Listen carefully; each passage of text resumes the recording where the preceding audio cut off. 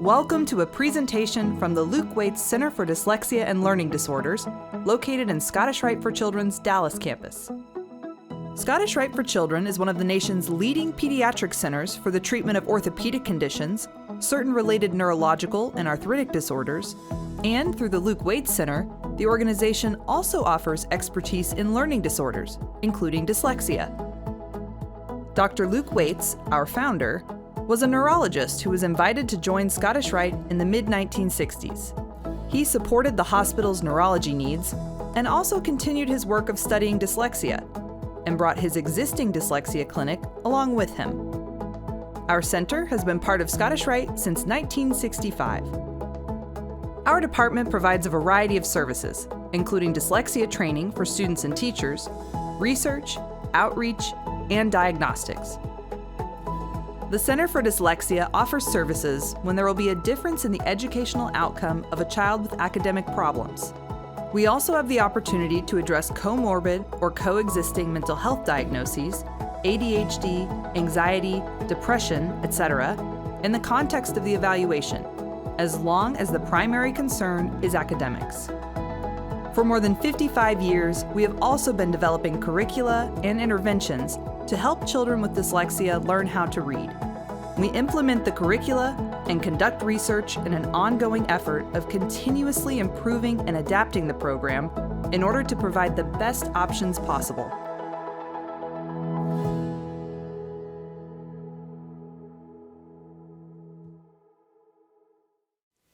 Hello, and thank you for joining me. Today's presentation covers the many facets of homework, its benefits, common challenges associated with homework, and ways to address them so that homework time is a lot less stressful. My name is Sheila Burton-Adams, and I'm privileged to be a member of the diagnostic team in the Luke Waits Center for Dyslexia and Learning Disorders. What I really appreciate about being an assessment specialist is learning from the children that I work with, being able to help them and their families understand their child's specific academic strengths as well as their challenges, and being able to provide information about resources that are available to help children as they navigate through their learning process. We're going to talk about homework and actually what it is, and think about the benefits of homework and what makes it most useful for your child. Homework is schoolwork teachers assign to students to be completed outside the classroom, either after school, that same evening, or over the weekend. Keeping in mind, though, that homework is not assigned to you, the parent, no matter how much your child tries to convince you otherwise. When we think about the different types of homework, they start with practice, which is the most common. So in early elementary school years, you may see children bring home math worksheets or a list of sight words. That is to help them to be able to better remember what it is that they've been taught in school, to be able to master basic skill sets that they're going to need to build on for more complex strategies for school. Next, we think about preparatory work. And so children may be assigned a chapter to read from a novel or a textbook, or they may be given vocabulary words that they're going to discuss in class that very next day. Extension is when a child is assigned an assignment that's going to allow them to apply skills in the real world. For example, they may be asked to come up with resources or tools for problem solving, or to be able to generate different strategies for problem solving. And finally, there is integration, where children are given assignments where they have to use a number of skills that they have learned in the classroom and apply those to larger tasks, such as book projects or science projects, any of those type of long-term assignments that you may think of for children in school. So let's think about some of the common benefits for homework. One, first of all, is that it allows a child to be better able to master skill sets. It helps them to remember what they've been taught in school. It also allows them to be able to learn from their mistakes.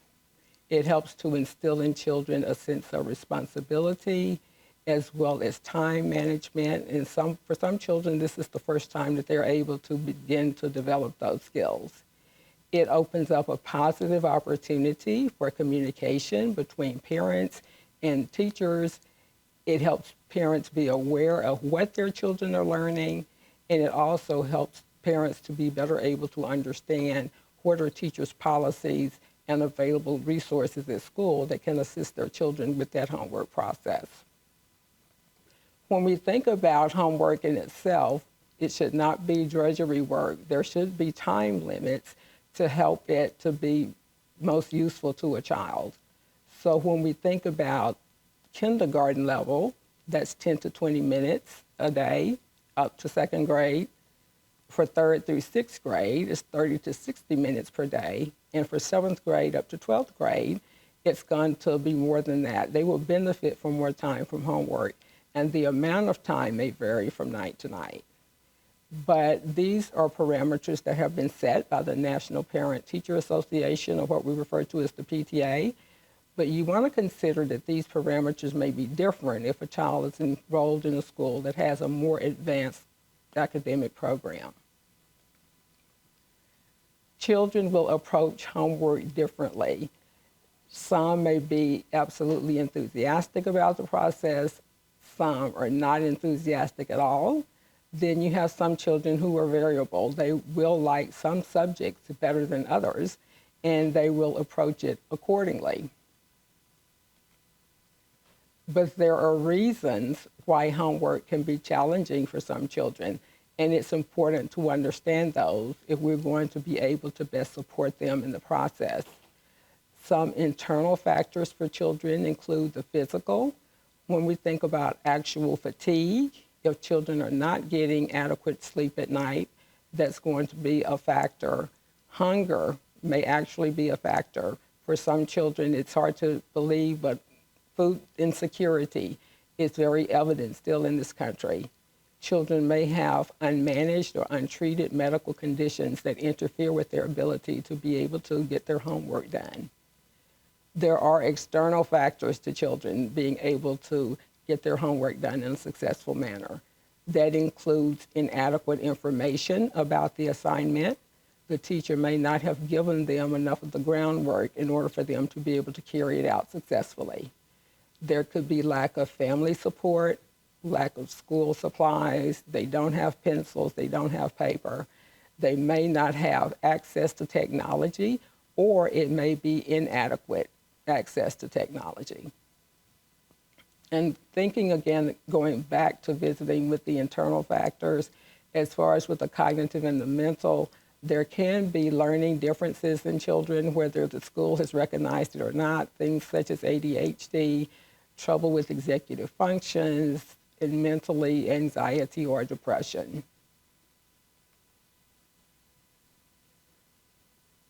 Homework time can be equally stressful for parents. They also have external factors and internal factors that they deal with. One of the key things that we often see is the family's busy schedule. Parents are working longer hours, it seems like, than before. They may be working 2 different jobs that take up a lot of their time. And so by the time they get home, they themselves can be stressed, they can be fatigued, which makes it more of a difficulty for them to support their children no matter how much they want to in that process. With assignments, parents may not understand what it is that their child needs to do. There is a lack of information about instructions, or they may see that their child has too many assignments. They, along with their child, are overwhelmed. The child's attitude can be a factor toward that parent being able to support that child successfully. Some children may not want their parents' help. Some children refuse because they don't think their parents are going to be able to teach them in the same way that the teacher taught them. And if they make an error on their homework, they feel like they'll not get a passing grade. So they're refusing their parents' help. And then again, lack of resources. Parents may not be able to afford to purchase things that children need to be able to help them get their work done successfully. But internally to parents, you have some of those same factors that we saw in children. some parents themselves went through the school process and were identified as having a learning difference. Some parents themselves may have dyslexia. They may have difficulty with math. They may not have the best skill sets when it comes to written language. All of those things are very important as they try to support that child in that homework process. Parents themselves may be disorganized. If they have a hectic schedule, coming in, trying to sit down to figure out who to help first, do I get dinner started, what else do I need to do? So being able to get organized themselves to be able to help that child manage assignments is an issue. Some parents themselves feel guilty that their children have homework. So in that regard, they'll want to take over and do it for them, or they have the need for perfection. They want to make sure that their child's homework is done perfectly because they feel like that child's performance is an actual reflection upon them. And they forget that homework is a tool for that teacher to be able to see if that child is actually mastering that schedule or what it is that they're supposed to learn in the classroom. Parents themselves can have difficulty with mental health issues or physical illness that may impact their ability to be able to support children in that learning process. How do you support your elementary school student? Smaller students, younger students need a lot more support when it comes to homework than when we're thinking about older students like middle school and high school. One of the greatest resources when it comes to helping your child with their schoolwork is knowing their teacher. Having great communication with that teacher, being aware of that teacher's homework expectations and policies is important. You want to ask that teacher what that assignment is about. You also want to know how that teacher taught that concept, and you can specifically ask them to provide you with examples as to how they taught that particular problem, as to how they taught this child how to do particular steps in what they're doing, because it's going to go along with what that child has seen in the classroom and makes it less confusing for them. You also want to let the teacher know if you're having any difficulty with accessing resources or technology so they can help you determine alternative solutions. Teachers genuinely want to help their students learn and master concepts. Homework is not about being punitive toward that child. And so if you make teachers aware that you don't have the resources or that you need help in this particular area, they can help you brainstorm and think of other ways to be able to support your child. Create a homework-friendly environment. Have an actual dedicated space where you're going to do your homework, where the lighting is adequate, is comfortable for that child, they have supplies that they need, and minimal distractions. And having a scheduled time for homework is important. The earlier, the better for younger children, and typically allowing them to have like a 30-minute break after school to play or have snacks before they start their homework is a good idea. Being careful of that 30-minute time slot is going to be important. Going longer than that 30 minutes can make it a lot more difficult to rein that child back in as far as getting them ready to start those homework assignments. You do want to embrace your role as homework manager. Again, you're helping your child manage these tasks. You are supporting them. You are not doing the work for them. And so one of the most important aspects of being a homework manager is to demonstrate a positive attitude toward homework. For some parents, homework can bring about nightmarish thoughts for them because they struggled so with it in school. But trying to do away with that aspect from your children is going to be important. So demonstrate a positive attitude. Explain to your child how what they're working on can be useful in everyday life. Or if they're learning something about a topic of interest, that's part of homework and it gives them that opportunity. Remind your child that you are available to help them, but you're not there to do the work for them. Homework is, after all, their responsibility. and assist your child with getting started on their assignments. This is what we refer to as pre-homework.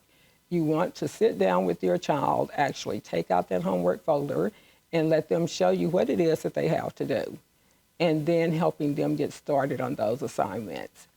Usually, it's a good idea to start with the most difficult assignment first when your child will have the most mental energy. They may be tempted to want to do the easiest thing first, but starting with what's more difficult can be more beneficial for them. And so then at the end, when they may have less mental energy, things that are easier for them will work out better. If your child has accommodations for homework, please make use of them. It can be a detriment to the child to think of accommodations as a crutch, or as making things easier for them, or it's allowing them to get out of work. An accommodation is not doing that. It's evening the playing field for a child who may have those learning difficulties. You want them to be able to best show how they learn, and to be able to help that teacher to be able to understand that, yes, I did grasp this concept in the classroom. And so accommodations are there to be able to show that child and show that teacher how that child learns best, given their way of their particular learning styles or their mindsets when it comes to homework. If an assignment requires the use of computer technology, please have your child use that computer in a common area of your home for two reasons. You want to ensure that your child is not visiting irrelevant websites. If they're supposed to be using the computer to help them with reading, making sure they're not visiting the YouTube stations, or you don't want your children either visiting inappropriate websites, which could end up being a danger for them. You want to build in breaks if needed, and using a timer, not the one that constantly ticks, because that could be a distraction for the child. But if you set that timer, making sure it's out of sight, and then it only sounds at the end of that given time period. And so encouraging your child to break up those homework pieces into segments can help them not feel so overwhelmed. So you might want to say something like, let's see what you can get done in the next 7 minutes. Let's see what you can get done in the next 10 minutes, and set that timer accordingly. So they have that sense of accomplishment, because once that timer goes off, they know they finished something. And so they can look forward to finishing the rest of the homework that they have to do. Once your child completes their homework, they want to review it, and you should review it with them. If you see evidence of careless errors like inattention to math signs, please redirect them to that to see if they're able to correct those errors. If your child is still struggling with an assignment, even after you've reviewed it with them, please let the teacher know. Do not go back and correct that child's work just so that the answer is correct. The teacher needs to know that that child is having difficulty with that particular concept. And please do not feel like you have to know all the answers to everything. It is okay to enlist help from other family members, tutors, educational websites, or educational therapists, in understanding what your strengths are as parents. One parent may be the better math person, the other parent may be the better one to help with language arts. So dividing up the homework can be beneficial as well, but do not feel like you have to have all the answers. When you're working with your older children, we're considering middle school and high school students. It's not a time per se to withdraw from them. It's just that your homework manager role is going to be a little bit different. You still want to establish and maintain clear communication with your child's teachers. That's very, very important. You want to make homework a priority over extracurricular activities. If your child is participating in sports, they need to do their homework before they go off to practice. If they don't get the homework done, then they don't go to practice that day. And it can also be very beneficial for your child if you limit those extracurricular activities to, say, one per semester, rather than having your child involved in 3 different things over the course of one semester. You want to still make your home a homework-friendly environment. You want it to be quiet, well lit, make sure your child has the necessary supplies, and as few distractions as possible. And again, you want to help them to be able to think about using accommodations if they have those for homework, encouraging the child to use those because they're there to support them so they can show their best work. And for children this age, you want to think about understanding the importance of organization skills. Work with your child to be able to think about ways to support them in that area. Do they need specific binders? Are there certain tabs that they like? Thinking about folders and planners for older students where they can actually write down their assignments and keep up with them. And again, for these children, I know they may want to retreat to their rooms to do their homework, but I would strongly encourage setting up a computer to use for assignments in a common area. So again, they can avoid being on YouTube watching videos that have nothing to do with their homework or going to inappropriate sites. And you want to help them learn how to bookmark teacher-recommended websites as well, and teach them about how to look for reliable sources of information. When it comes to study skills, you can also help these school-age children learn how to develop effective study skills. And so asking their teachers for suggestions if you have questions about that can be helpful. And encourage your child to ask their teachers for help. At that particular age, peer pressure can be a factor for children where they don't want to seem like they don't know in front of their classmates, but encouraging them to talk to their teachers after school or when they know their teacher has a conference time can be important. And also, you as a parent asking your teacher about what support is available at your school. Is it tutoring in the morning or tutoring after school? Is there a study hall available during the course of the day that your child can participate in? And if your child is struggling with assignments, please talk with your teachers. It could be that the assignment itself is too advanced. There may have been a lack of information that was provided in the classroom, or your child may actually have an unidentified learning difference that is impacting their ability to be able to complete those assignments like they need to. And again, for these age children, just like with younger children, do not feel like that you have to have all of the answers for homework. Enlist help from other family members. You can speak to tutors, educational websites, go to those, or consider an educational therapist. We want to think about supporting learning in the virtual world. I think prior to the pandemic, there were some children who were participating in virtual learning in their home settings, and then we know it definitely occurred to some extent once the pandemic started. Now that children have returned to school, the majority of them have, but there are some children whose parents decided that they would remain at home and participate in virtual learning there. And so we have to think about the virtual learning world a little bit differently as we think about kids who are in your traditional public schools or private schools. So for this setting, the parent is going to be the master planner as well as that child's learning coach, because some children may be involved in virtual learning where there is a live instructor that's going to be working with that child during the course of the day.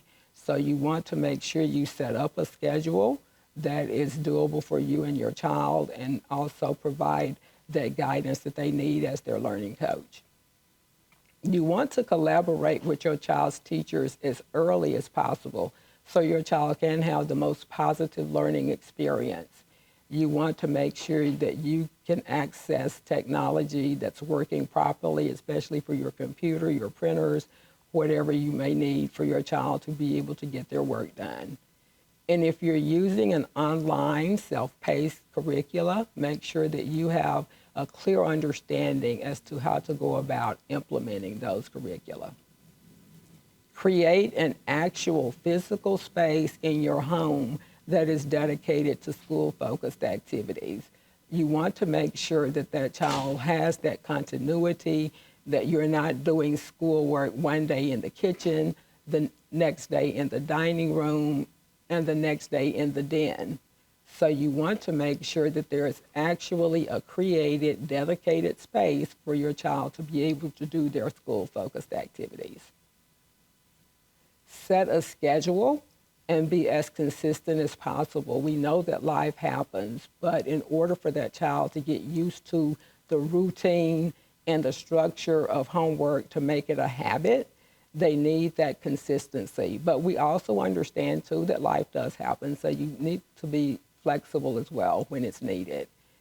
And again, be available, just like you would for your child if they were attending traditional public school. But be available, but to support that child, but remember, you're not doing their work for them. We also want to be mindful of how children can work when it comes to paying attention to that computer screen. How long is viable for them to be able to maintain, sustain learning? I think that was probably one of the most difficult aspects of the pandemic when children had to leave on-campus instruction and go to virtual learning. A lot of parents would get that sense that, oh, they had difficulty focusing on that computer screen. And so when we think about guidelines for children, we can consider for younger children, 3 to 5 years old, you're thinking about pre-K to kindergarten age, you're going to think about 15 to 20 minutes at a time per subject. And for 6 to 8-year-olds, you're thinking about first to third grade, it's about 30 minutes per subject. 9 to 13-year-olds, that's fourth grade to eighth grade, it's about 45 minutes per subject. And for 14 years and older, that's your high school students, you're going to think about at least an hour. There are so many things that can cause homework battles. So some are directly tied to children themselves, some can be inherent to the child and or the parent. So for children, we think about trouble getting started with assignments. They are totally overwhelmed. They do not know what to do first. They can also have difficulty, again, understanding assignments. Either there's not enough information given for them to be able to do that assignment as the teacher expects, or the children are lacking understanding themselves about what to do. They can be overwhelmed by the volume of assignments. You have some children who will say, oh, I forgot. They either left their homework folder in their desk, they forgot to put the assignments in the homework folder, even though they may bring it home, it might be empty. And then you have your children who work faster than the speed of light. They're rushing to complete their work, and so that's going to make them more likely to make careless errors. Some things that can occur within that parent or that child are negative attitudes towards school. Some parents may still themselves carry on those negative attitudes from the time that they were in school. They may feel like that it did not benefit them, and they may pass on that attitude to their child. Some children at the end of the day, why do I have to do this again? We just did this in school all day. And so that is a factor for them as well. Learning differences in that parent or that child. If a parent struggled with reading in school, if they struggled in math, they may feel like they are unable to help that child. The child themselves may actually have learning differences that impact their ability to be able to get their homework done. There are stressors that come with daily living. Parents, if they're working multiple jobs, if they're really worried about how to make ends meet, things like that are stresses for them. Children, they don't want to be called out at school for not getting their work done. Other things may be going on at school, if they're experiencing bullying or any of those type of issues that can be stresses for them. Fatigue can be an issue for them as well, for both parent and child. And perfectionism. Either parents want it to be just so because it's a reflection of them as a parent, or that child wants to be perfect because they want so much to please their teacher and they want so much to please their parents. There are a lot of things a parent can do to support their child with the homework process, but there are also some things that they shouldn't do as well. First of all, with the practical, you want to make sure that you and your child are maintaining good health and getting quality sleep to reduce fatigue and stress. remove the screens from your child's bedroom, whether it be their cell phones, TVs, video games. Your child should stop using screens about 30 minutes to an hour before bedtime. If your child has ongoing difficulty falling and or staying asleep, please consult with their primary care provider so that you can help manage their sleep hygiene. When we're thinking about homework philosophy, again, approaching homework with a positive attitude. It's an opportunity, it's not a job. And helping children to be able to think about linking it to things that they want to know about or how it's useful for daily living, it's going to be important. And again, with the extracurricular activities, prioritizing homework over those, I would say not to the exclusion, because you do want your children to be able to participate in things that they like outside of school. But again, tapering it down to one activity per semester versus multiples, and maintaining that structure, the same time, the same place, and being able to help your child to learn about, when it comes to math, fractions. So you can use that when you're helping me with cooking or reading, learning more about your favorite topic. But setting forth clear expectations and consequences in the beginning is going to be very, very crucial, and not straying from those midstream, because it doesn't help your child if you're not consistent with those expectations and with those consequences. Children need to understand that homework has to be completed before fun activities or before free time. This is non-negotiable. And this is not the same as giving your child a break after school. When you give them that break after school, you're giving them that break even before they start homework. So it's still okay to give them that 30-minute break after school to have a snack or to play before they actually start homework. But when it's time to start homework, then it's time to start homework. There's no more fun activities, no more free time until it's finished. And any anxieties about learning as it relates to any aspect of homework, try not to pass those on to your child. If it's something area of learning that you know you're not comfortable with, having somebody else work with them is perfectly fine. With support, provide support in a calm manner, helping your children get started and making sure they understand the assignment, and just making that a smooth transition as they come off their break time to sit down at the table or wherever it is that you're working with them to begin their homework time is important.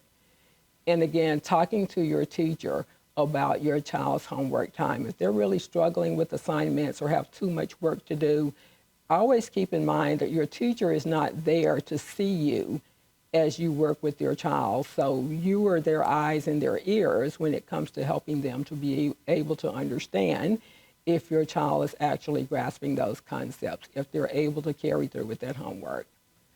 For the perfectionistic child, you want to focus on the process and the effort, not the outcome. If they're overly concerned about spelling every word correctly, you want to say something like, well, spelling is not important for this part. We just want to know what your thoughts are.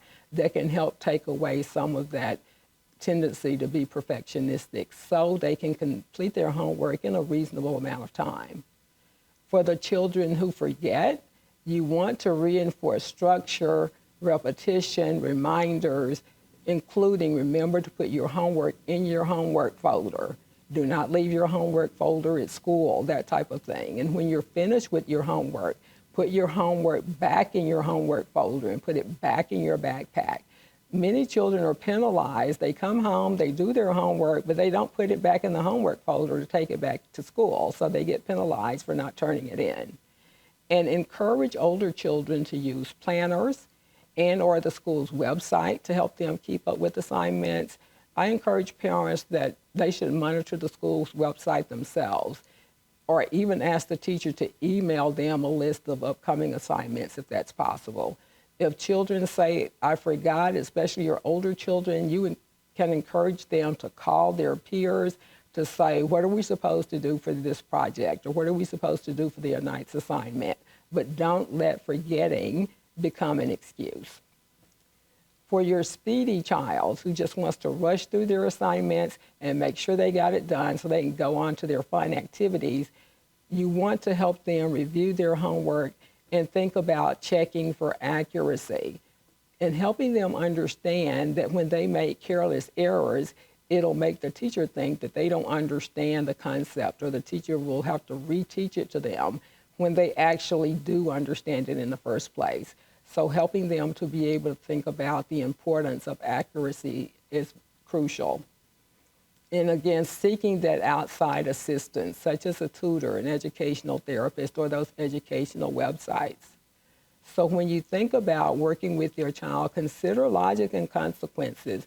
Resist arguing. If you engage in an argument with your child, I promise you, you will lose every time. And so you want to keep your discussions very simple and just say, it is homework time now. As soon as you finish it, you'll have free time. But the longer you argue about it, that's the less free time that you're going to have. So helping children to be able to connect the dots, so to speak, when it comes to homework is going to be important. Now, if your child continues to refuse to do their homework, then go ahead and implement those consequences that you established initially. So it's very important to set up those expectations and those consequences initially so that you're not trying to think of something off the cuff that will not be effective in helping your child. And again, if you need to implement those consequences, if they didn't do their homework, well, they don't get free time this evening. Make sure you give those consequences in a calm manner, not with yelling or screaming. So you want to start off supporting homework time in a calm manner. And if it doesn't go as well as you would like, continue to be as calm as you can. Also, bribes. Resist using bribes for children to do their homework. A bribe is giving something to a child after you've negotiated with them about expected responsibilities. Remind them that homework is an expected responsibility. And an idea of a bribe is something like, if you do your homework, I'll, and you fill in the blank. But children need to understand that homework is my responsibility. And you want to reinforce that by letting them know that that's your expectation. Children will learn to use bribes against you if you begin to use them yourself, so they can threaten or refuse to do their homework if you do not give in to them and give them what they want. So when we think about responsibilities and privileges, most children do get intrinsic satisfaction about doing their homework and getting good grades. But you may, as a parent, choose to reward that child. But keeping in mind, a reward is something that's given when an achievement or an accomplishment is completed, and it's not something that you're giving ahead of time. And again, with the consequences, explain the consequences to children about homework. If they refuse to do it after you have ruled out things like learning differences, or if the child is actually having struggles with homework, if those things have been ruled out and you know that child has the capability of doing, then be prepared to let them fail. That can be very, very difficult for a parent to allow their child to see failure, to experience failure. But it could be so uncomfortable for that child to experience that failure that they don't want to have that same type of experience again. There are a lot of homework support resources that are available to you and your children. First and foremost, it is always your child's teacher or teachers. They are the ones who are giving that homework assignment. They understand the purpose for which they are providing those assignments, and they also know their expectations.